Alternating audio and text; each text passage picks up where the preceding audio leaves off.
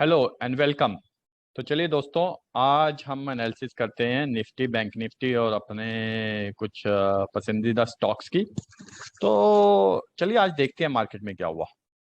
कल हमने देखा था कि यहाँ पर हमें क्या बना था, एक डोजी कैंडल बनी थी जो अनडिसाइसिव थी, और हमने कहा था कि ये अनडिसाइसिव और यहाँ से सपोर्ट लेके वापस ऊपर की तरफ जाता हुआ दिखेगा। लेकिन आज मार्केट था तो पॉजिटिव, ऊपर नीचे होता रहा, लेकिन सडनली अगर हम 5 मिनट की कैंडल जाएं तो अराउंड, ये देखते हैं इसको थोड़ा सा, कोशिश करते हैं इसे देखने की। अराउंड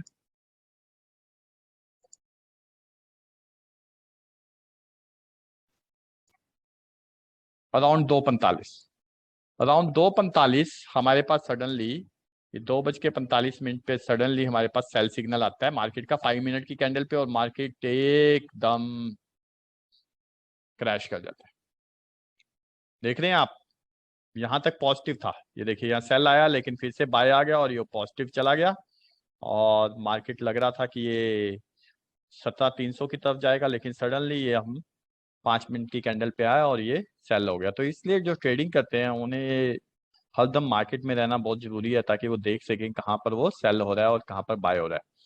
अब देखते हैं कि क्लोजिंग के वक्त क्या हो रहा है। क्लोजिंग के बाद इन्वर्टेड हैमर बन रहा है, तो मुझे लगता है हो सकता है मार्केट थोड़ा नीचे खुले कल 50, 20, 30 पॉइंट, लेकिन यहाँ से फिर सपोर्ट देता हुआ ऊपर जाए। और अगर हम इसको देखें कि हमारा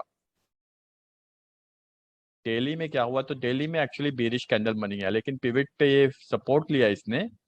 और अगर हम इसको डाटा को देखना चाहें तो डाटा हमारा क्या कह रहा है, ऑप्शन के चेन का डाटा कह रहा है कि हमारे पास 16,500 का सपोर्ट है।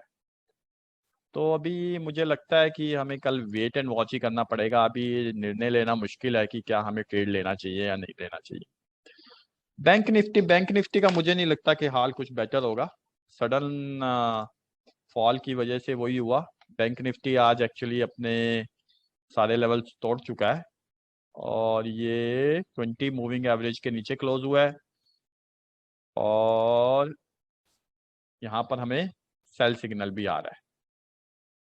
तो हो सकता है ये अब 35,500 की तरफ जाने की कोशिश करे। तो फिर से हमें कल देखना होगा कि कल क्या होता है।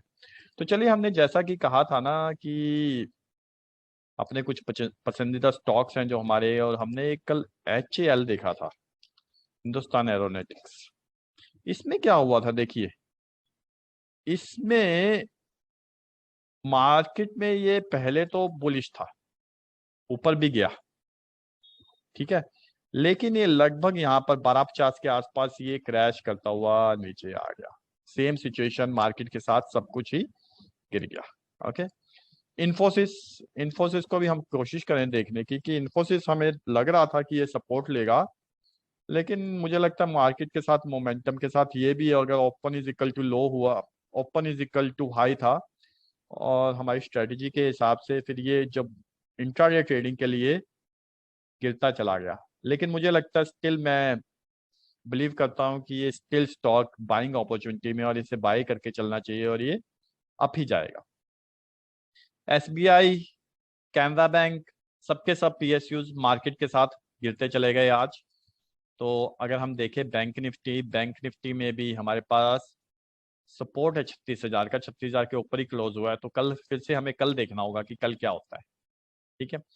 तो एक और स्टॉक ले लेते हैं हम, कोई भी अपना, अदानी पोर्ट्स। अदानी आजकल काफी न्यूज में है, तो अदानी पोर्ट्स का एनालिसिस करते हैं हम।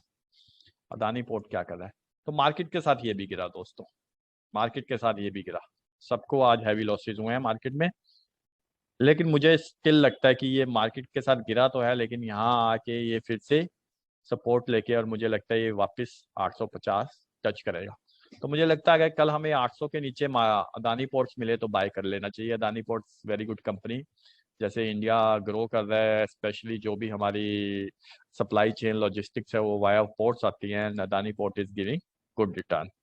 तो चलिए दोस्तों, एक और स्टॉक ले लेते हैं हम इसी के साथ, एक और कोई स्टॉक पिक करते हैं।